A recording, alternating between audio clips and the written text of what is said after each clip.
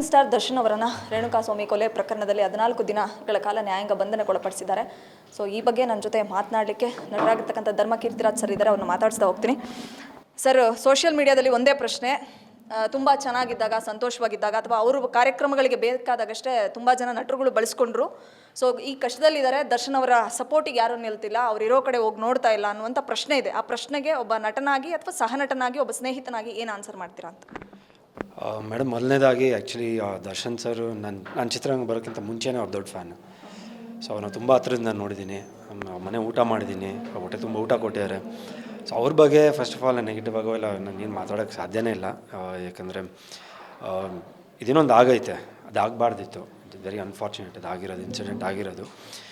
And ನಿಮಗೆ ಗೊತ್ತಿದೆ, and ಪ್ರತಿಯೊಬ್ಬರಿಗೂ ಗೊತ್ತು, ಅವ್ರಿಗೂ ಗೊತ್ತು, ಅಭಿಮಾನಿಗಳಿಗೂ ಗೊತ್ತು, ಪೊಲೀಸವ್ರು ಅವ್ರ ಕೆಲಸ ಮಾಡಿದ್ದಾರೆ. ಸೊ ಕಾನೂನು ರೀತಿಯಲ್ಲಿ ಇವಾಗ ಏನೇನು ಆಗಬೇಕು ಅದು ಆಗುತ್ತೆ, ನ್ಯಾಯಾಲಯ ಇದೆ. ಸೊ ಅದಕ್ಕೆಲ್ಲ ನಾವು ತಲೆ ಬಾಗಲೇಬೇಕು. ಅದೇನು ಫೈನಲ್ ಅದೇನು ಕೇಸ್ ಏನು ಬರುತ್ತೋ ಅದು ಫೈನಲಾಗಿ ನಾವೇನಿದೆಯೋ ಅದು ತಲೆ ಬಾಗಲೇಬೇಕು. ಆಮೇಲೆ ನೀವು ಕೇಳಿದ ಪ್ರಶ್ನೆ, ಯಾರು ಸಪೋರ್ಟ್ ಮಾಡ್ತಿಲ್ಲ, ಯಾರು ಬರ್ತಿಲ್ಲ ಅಂತ.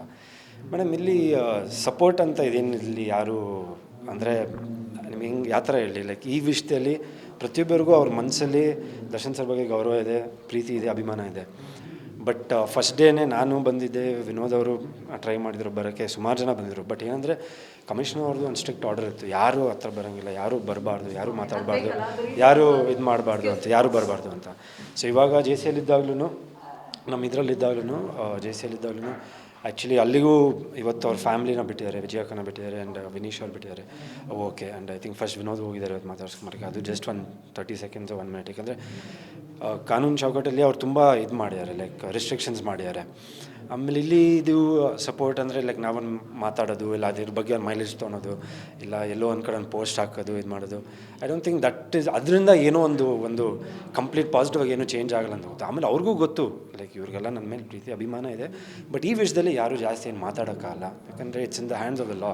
So that has to take its own course. ಅದಕ್ಕೆ ಗ್ಯಾರಂಟಿ ನ್ಯೂಸ್, ಸುದ್ದಿ ಖಚಿತ, ನ್ಯಾಯ ನಿಶ್ಚಿತ.